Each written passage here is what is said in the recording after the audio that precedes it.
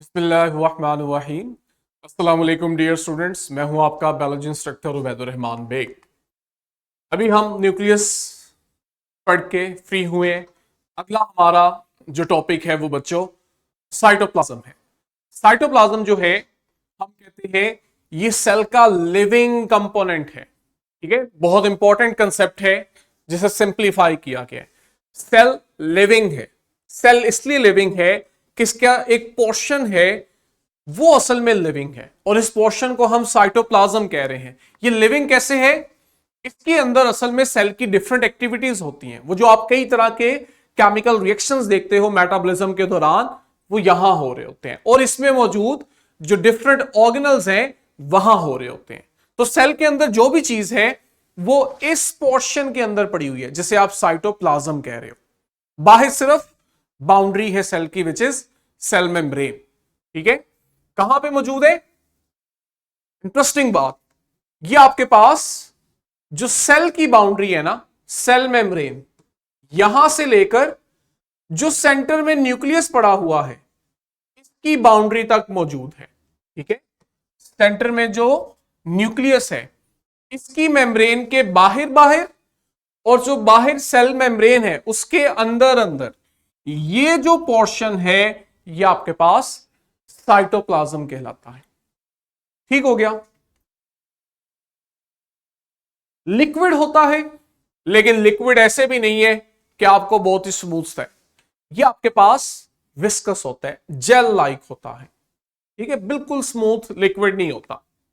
क्यों होता है? क्योंकि इसके अंदर आप देखते हो बहुत सारे ऑर्गेनल्स हैं, बहुत सारे केमिकल्स पड़े होते हैं। तो ये सिर्फ वाटरी नहीं है, बेशक इसमें 90% वाटर होता है, लेकिन 10% और चीजें भी हैं जो इसकी विस्कोसिटी बढ़ा के इसको जेल लाइक अपीयरेंस देती है। 90% तक वाटर है, बाकी जो कुछ है सेल में वो असल में इस साइटोप्लाज्म में पड़ा हुआ है। तो ये आपके पास एक ग्राउंड मटेरियल है जिसमें सेल की बाकी चीजें पड़ी हुई हैं। कहते हैं जो एम्बेडेड स्ट्रक्चर्स है ना साइटोप्लाज्म में, जो स्ट्रक्चर्स होते हैं वो कौन कौन से हैं? वो आप देखते हो सेल के डिफरेंट ऑर्गेनल्स हैं। ठीक है, और इसके साथ आपको यहां पे बहुत से केमिकल्स भी मिलेंगे। जैसे फॉर एग्जांपल सेल को जो मल्टीपल टाइप्स के आयंस चाहिए होते हैं वो साइटोप्लाज्म के पास होते हैं। ठीक है, जिनमें साल्ट्स हैं, विटामिन्स हैं, या आपके पास दो बड़ी इंपॉर्टेंट डिसॉल्व गैसेस की अगर हम एग्जांपल लें, कार्बन डाइऑक्साइड और वाटर, ये आपको साइटोप्लाज्म में मिलते हैं। तो साइटोप्लाज्म 90% वाटर, बाकी की 10% चीजों में जो इंपॉर्टेंट चीजें हैं वो ये हैं। और इनमें भी सबसे जो ज्यादा प्रोमिनेंट आपको नजर आ रहे होते हैं ये कई तरह के ऑर्गेनल्स होते हैं। ठीक है,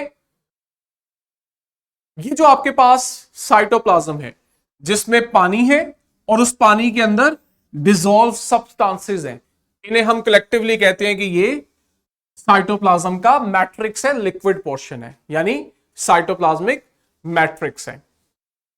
अब जो साइटोप्लाज्म है ना, जब आप इसे माइक्रोस्कोप में देखते हो तो आपको बड़ा वाज़ेह नजर आता है।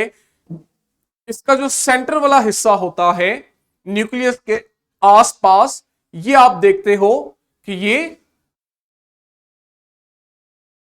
एंडोप्लाज्म कहलाता है। ठीक है, और जो बाहर पेरिफेरल वाला रीजन होता है ये आपके पास एक्टोप्लाज्म कहलाता है। जो एक्टोप्लाज्म है ना ये नॉन ग्रैन्युलर होता है, यहां आपको छोटे छोटे ग्रैन्यूल्स टाइप स्ट्रक्चर नहीं मिलते। ठीक है, और साथ ही साथ आप देखते हो ये विस्कस होता है, गाढ़ा होता है, जेल लाइक होता है। इसी करेक्टरिस्टिक की बेस पे हम इसको साइटोजेल कहते हैं। ठीक है, ये साइटोप्लाज्म के ही हिस्से हैं। साइटोप्लाज्म को भी हम दो पार्ट्स में डिवाइड कर लेते हैं जिस तरह वो हमें नजर आ रहा होता है। जो पेरिफेरल वाला रीजन है वो जरा विस्कस है, तो हम कहते हैं ये साइटोजेल है। सेंटर वाला जहां पे ज्यादातर ऑर्गेनल्स पड़े हुए हैं, ये जो स्ट्रक्चर है यहां आप देखते हो कि ये ऑर्गेनल्स को कैरी कर रहा है और ग्रैन्युलर है। ये आपके पास लेस विस्कस है, लेस डेंस होता है, तो ये आपके पास साइटोसोल कहलाता है। ठीक है, तो एक पोर्शन साइटोजेल है तो दूसरा पोर्शन आपके पास साइटोसोल है।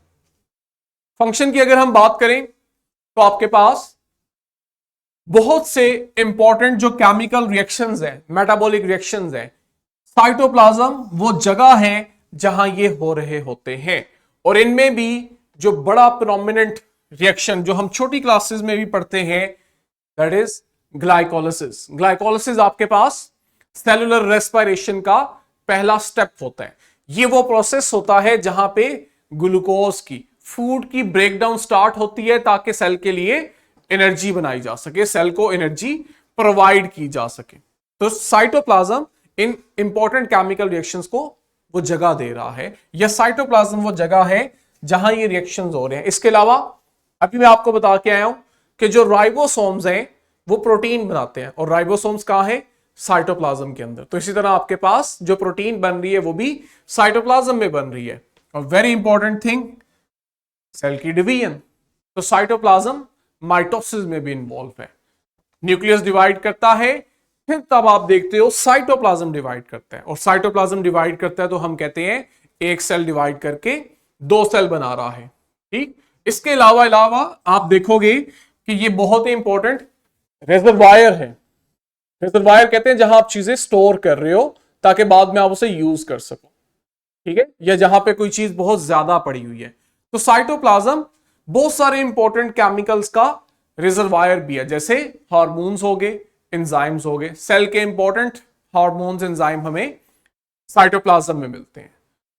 लेकिन जहां ये यूजफुल चीजें होती हैं वहीं आप देखते हो बहुत सा वेस्ट भी साइटोप्लाज्म के अंदर डिसॉल्व कर दिया जाता है ताकि उसे बाद में जरूरत पड़ने पे सेल से बाहर एक्सोसाइटोसिस से रिमूव किया जाए। याद है हमने एक्सोसाइटोसिस पढ़ा हुआ है, तो ये वो वेस्ट है जिसे हम एक्सोसाइटोसिस के दौरान रिमूव करते हैं। इसके अलावा ये हाउस की अहमियत रखता है कि सेल के जितने भी इंपॉर्टेंट ऑर्गेनल्स हैं न्यूक्लियस के अलावा, वो तमाम ऑर्गेनल्स जो हैं वो असल में साइटोप्लाज्म में पड़े हुए हैं, और वो ऑर्गेनल्स फिर आपके पास सेल के लिए इंपॉर्टेंट फंक्शंस परफॉर्म कर रहे होते हैं।